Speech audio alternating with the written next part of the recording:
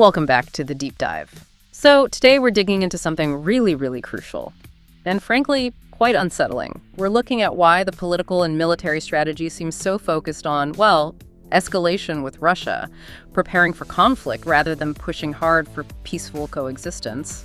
What are we basing this on? Yeah, we've been going through a lot of recent statements, planning documents, mainly coming out of Germany from top military figures, political leaders, and they lay out some incredibly detailed preparations for a potential major conflict. We're setting this against Moscow's official reaction, which, as you might expect, is, well, pretty strong. And right away, what hits you is just the sheer scale of the military plans being discussed. These aren't just vague threats. We're talking concrete numbers, logistics. Exactly. I mean, the level of detail makes you immediately question, what's really going on with diplomacy behind the scenes. We hear General Lieutenant Alexander Solfrank, he's the head of the Bundeswehr's Operational Command, talking about getting ready for 800,000 soldiers. That number, 800,000. That's where it gets really interesting, doesn't it? Okay, let's unpack that. Yeah, let's start right there with the logistics, because 800,000 soldiers, that confirms this isn't just posturing, right? Solfrank confirmed NATO is actively planning to deploy that many troops against Russia if the worst happens. A number like that fundamentally changes the whole strategic picture in Europe. And it's not just talk. It's actually written down in a huge 1,000-page document. The sources call it the Operations Plan Deutschland. This whole plan is basically Germany's playbook for when or if NATO's Article 5, the collective defense part, gets triggered against Russia. And the sources keep highlighting Germany's role in all this. It's positioned as the main logistical hub, the Logistik der Kreuz, they call it. That's absolutely central. Germany is the key because of its location, right in the middle of Europe. And its infrastructure, railways, highways, ports, it's the pipeline, essentially, for moving hundreds of thousands of troops, all their gear, heavy equipment, moving it from the US, from Western Europe, eastward, closer to Russia. Germany basically becomes the main staging area. Okay, but if the threat is so immediate, needing this massive mobilization, right? What about the timeline? Because the sources stress a very specific time frame. Get all 800,000 troops and equipment in place within 180 days, 6 months after a conflict starts. Right, 6 months. And this is where you see a kind of tension, I think. Planning for a 180-day deployment is a massive logistical puzzle. It suggests the military planners think they'll have that 6-month window to get ready. But then you compare that time frame, well, it seems to clash pretty hard with the political rhetoric, doesn't it? The talk of imminent danger, like right now. Wait, yeah. If the plan needs 180 days, how does that square with the urgency we're hearing from the same leaders? Let's look at that rhetoric, because that seems to be the other key part of this whole escalation picture. Well, Solfrank definitely pushed the urgency button. He said the plan could be needed sooner rather than later. And he gave this quite alarming assessment. He said Russia, even with the war in Ukraine, still has very large military potential.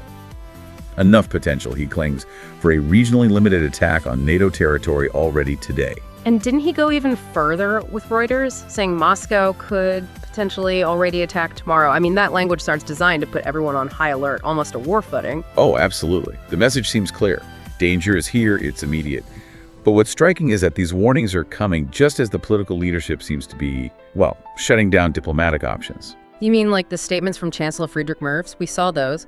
He essentially declared diplomatic avenues for Ukraine exhausted. Declaring diplomacy dead? That feels like a key moment. It sort of justifies the military prep and means no effort is spent looking for other solutions. And that brings us right back to the listener's core question, doesn't it? If the military is planning this huge operation based on an imminent threat, but the politicians say diplomacy is finished, what path are they choosing? It really looks like a deliberate choice for more militarization.